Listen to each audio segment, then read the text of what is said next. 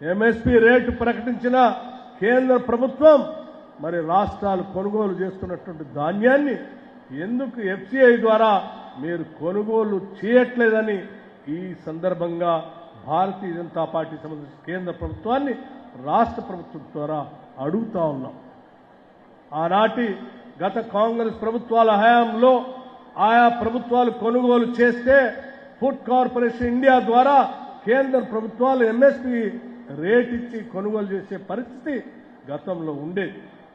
మరి ఈ రోజు రైతులందరినీ కూడా కార్పొరేట్ శక్తులకి దారాదత్తం చేసిన కేంద్ర ప్రభుత్వం ఈరోజు రాష్ట్ర ప్రభుత్వం కొనుగోలు చేస్తున్న ఈ ధాన్యాన్ని ఎఫ్సిఐ ద్వారా మీరు ఎందుకు కొనుగోలు చేయట్లేదని చెప్పి చాలా సూటిగా అడుగుతా ఉన్నాం.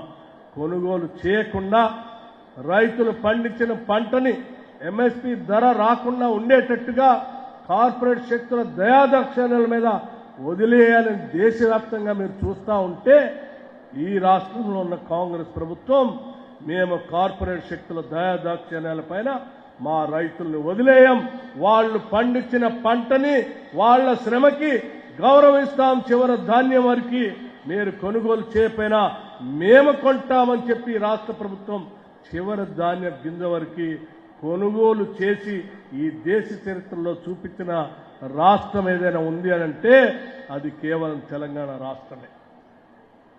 పక్క రాష్ట్రాల్లో ఎక్కడా కూడా ఏ రకంగా చేయట్లేదు. ఇది ధాన్యానికి సంబంధించి మొక్కజొన్నకు సంబంధించి ఎంఎస్పీ ప్రకటించారు. ప్రకటించిన ఎంఎస్పీ ప్రకారం మీరు ఈ దేశంలో ఏ రాష్ట్రంలోనైనా కొనుగోలు చేస్తున్నారా అంటే ఏ ఒక్క రాష్ట్రంలో కూడా కొనుగోలు చేయట్లేదు. కేవలం తెలంగాణ రాష్ట్రంలో మాత్రమే ముందుకొచ్చి మీరు ప్రకటించిన ఎంఎస్పీ ప్రకారం మా రైతులు నష్టపోకూడదనేటువంటి ఆలోచనతో మొక్కజొన్నను సైతం ఈ రాష్ట్ర ప్రభుత్వం కొనుగోలు చేసిన వ్యవస్థ కూడా మనందరికీ తెలిసిందే అని చెప్పి మీ ద్వారా కొనుగోలు చేయకుండా మొక్కల్ని గాలికి వదిలేసినటువంటి కేంద్ర ప్రభుత్వానికి కూడా నేను సూటిగా అడుగుతా ఉన్నాను. దయచేసి రాష్ట్ర ప్రభుత్వం కొనుగోలు చేసిన మొక్కజొన్నలను సైతం ఎంఎస్పీ రేట్ ప్రకారం మీరు కొనుగోలు చేయాల్సిందే అని చెప్పి ఈ సందర్భంగా నేను డిమాండ్ చేస్తా ఉన్నాను. దాంతోపాటు రాష్ట్రంలో రైతాంగ సోదరులను దృష్టిలో పెట్టుకొని కేవలం పవర్ ఇవ్వటమే కాదు, క్వాలిటీ పవర్ కూడా ఇవ్వాలనేటువంటి ఆలోచనతోనే దాదాపు రాష్ట్రంలో ఈరోజు 30 లక్షల పంప్ సెట్లు వ్యవసాయ రంగానికి సంబంధించిన రైతులు వాడుకుంటూ ఉంటే ఆ 30 లక్షల పంప్ సెట్లకి వ్యవసాయ రంగానికి సంబంధించిన రైతులకు సంబంధించిన పంపు సెట్లకి 14,000 కోట్ల రూపాయల్ని సంవత్సరానికి లెక్కగట్టి ఈ డిస్కమ్లకి రాష్ట్ర ప్రభుత్వం చెల్లిస్తా ఉంది. 10 సంవత్సరాలు మీరు పరిపాలన చేసి రైతాంగ సోదరులకు ఉచితంగా కరెంట్ ఇస్తున్నామని చెప్పి కరెంట్ అయితే ఉచితంగా ఇప్పించేటట్టుగా డిస్కమ్ల ద్వారా ఇప్పించే ప్రయత్నం చేశారు తప్ప డిస్కమ్లకు మాత్రం డబ్బులు చెల్లించలేదు, పూర్తి స్థాయిలో చెల్లించలేదు.